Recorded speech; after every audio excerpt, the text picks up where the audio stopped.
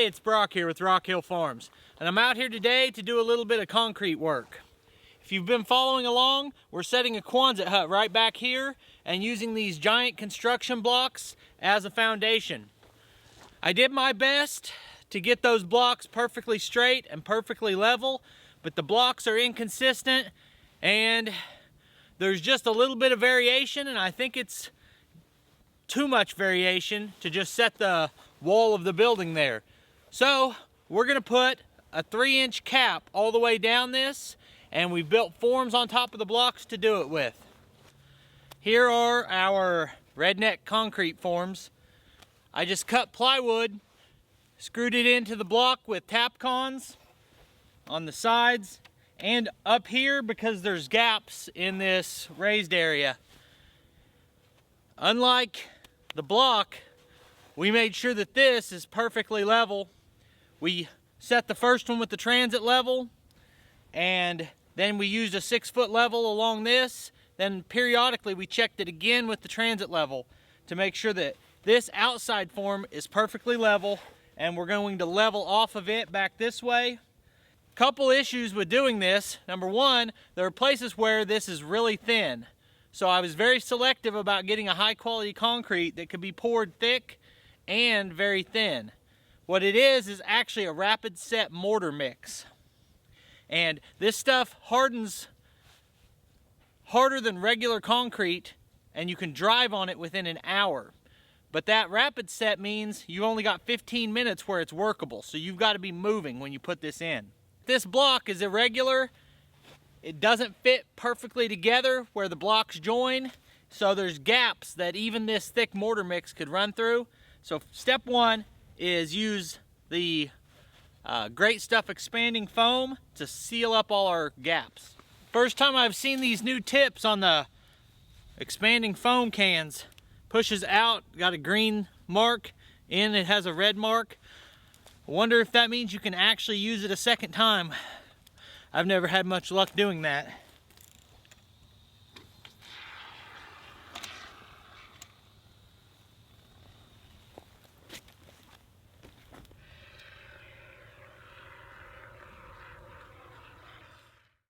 I got some caulking also that is made for concrete to try to fill in every little void, but by buying such a thick mortar, it's not going to flow through every tiny little crack. So basically I just need to fill these big voids between the blocks, and then we can move on and start putting rebar down to tie the old concrete to the new concrete. Ready? Yep.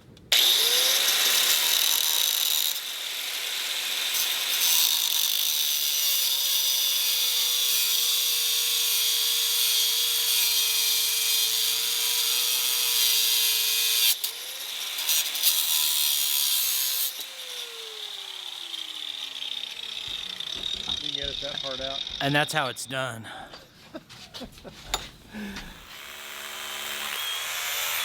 I bought the shortest rebar I could find, which was 12 inches. We cut those in half, so we've got 6-inch pieces now. Hopefully we'll have about 3 inches in the concrete and 3 inches in the new concrete.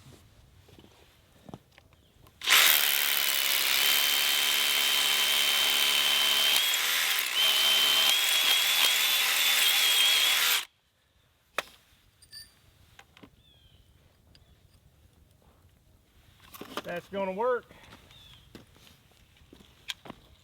You already stick one in there? Yeah, it's gonna tap in easy.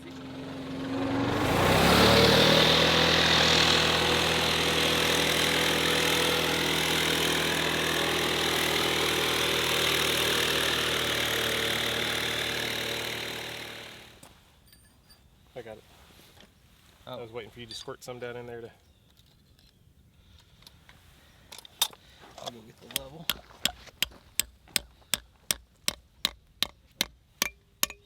Uh-oh. Hopefully we don't split the blocks.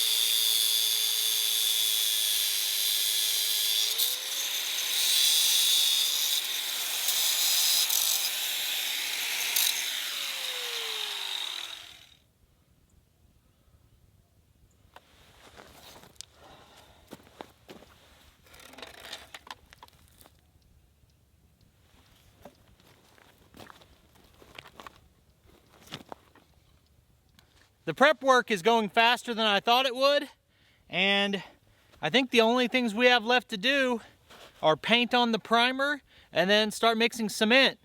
I've got to put the mixer together and get that down here, but I think we're definitely going to have this one poured, and we might get them both. Now we're going to put in some rebar, and I'm just going to use this construction sealant that's made for concrete to kind of hold it in place. Let that dry. The next thing we're going to do is put a primer on.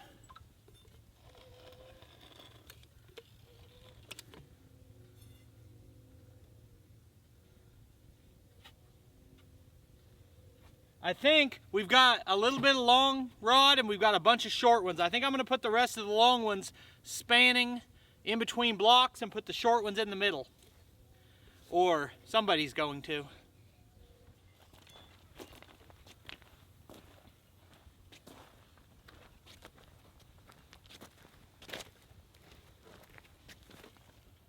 All right, so this side, the only thing that's left over here is putting down the primer and then actually pouring the concrete. But I at least want to give this caulking that we just put down on that rebar a little bit of time to dry. We've probably got at least an hour of work to do on the other side to get it to this point. So we're going to start working on that, and when that's about done, we'll come pour this.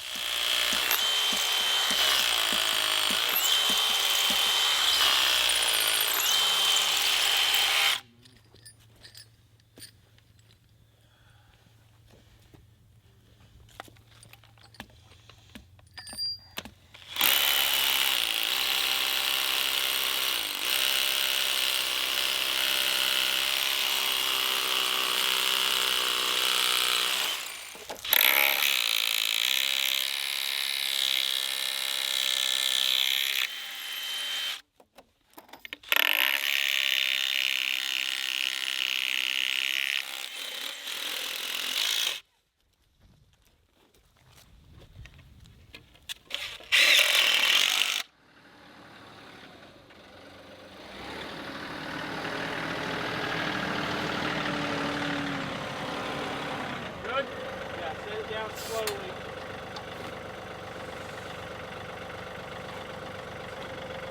Like that.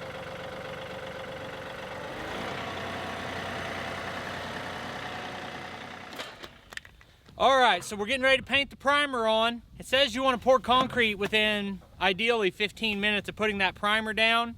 So we'll do that, then we'll start mixing. Once this is mixed, it hardens within 15 minutes to the point that you can't spread it anymore. You're supposed to use 1 gallon of water per bag. I think we need to do 2 bags at a time. So to start with, we'll measure or approximate 2 gallons in a 5-gallon bucket and see what the consistency is. And then afterwards, as soon as you dump it, you need to spray the inside of the mixer so nothing's sticking. And as you spray that, you can see where that water is sitting in the bucket. And then you're not going to measure it every time. You're just going to try to match that level and watch the consistency. One of my helpers drives a concrete truck, so he's used to watching concrete consistency. So I think we'll be all right. It's going to be hardened at this end before we get to the other end. So we've got to keep it moving, and I think it's really going to help that we have a level point at the outside and the middle to just trowel to that. This is concrete bonding adhesive. It can be used to make a thin slurry that goes down before the concrete, or it can be used as a thickener basically, or a hardener, or it can just be painted on, and we're just going to paint it on to make it stick. This specific concrete says you don't need to do anything like this. If anything, it just says you have to wet it down, but this is just a little bit better. So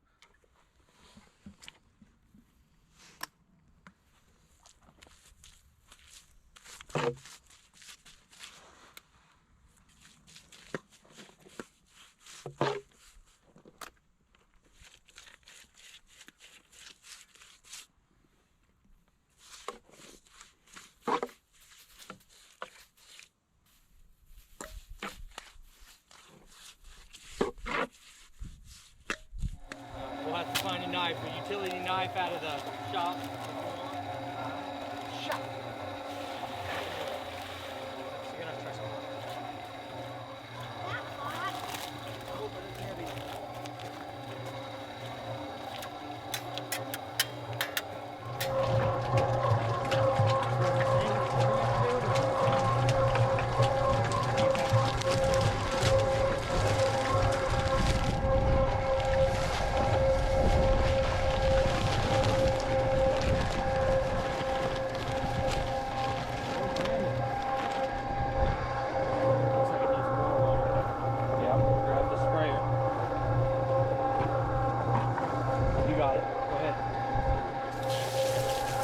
time. This stuff will be thick, but obviously not that thick.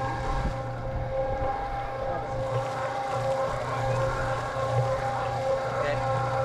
See if we count it.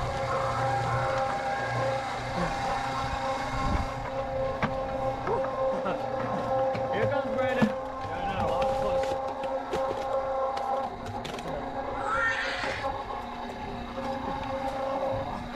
Yep. Heavy stuff.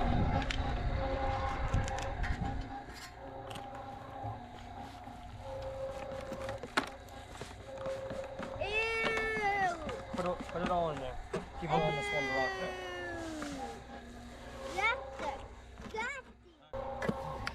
So you want to start and get one end full. Yes. Yeah. Go ahead and start spraying it. We mixed this first batch too thick for what we're doing. I've seen it used at this consistency with this product for vertical applications or, you know, repairing an existing wall or something like that. But we needed just a little bit more of a runny mix to get this spread well. And that's something that just comes with experience. Something else that comes with experience is how to spread it out smoothly. If our form was more like a traditional form that had parallel boards on each side, you could just run a float down that whole thing and that would keep it level. But we have a board on one side and the other side doesn't have anything to rest your float on. We do have those pieces of rebar in there that are establishing height, but it's a little bit harder to find those because they're spaced out. Just the layout of what we were trying to do made it a little more difficult to get it level, and I think there's going to be quite a bit of follow-up work that has to be done, and I knew beforehand that we would have to grind off the ridge on top. Okay, so we just put the last bucket down there and got it spread out and come back up to this end, and this is fully hardened. I don't think you could scratch into that with the screwdriver, and it hasn't been down an hour, so the package is telling the truth. This is not completely perfectly level. It's level, but it's not uniform. It's just a little bit wavy in places, but that's because we didn't really know the best technique, and there's not a board on the other side to set it on. We only had pieces of rebar as a guide, but I think it turned out pretty good. I'm glad we decided to do it ourselves. I was gonna do both sides today, and the other side's fully prepped, but I didn't buy enough concrete. So I appreciate you taking time to watch. You'll see more of our videos over here, and I'll see you next time.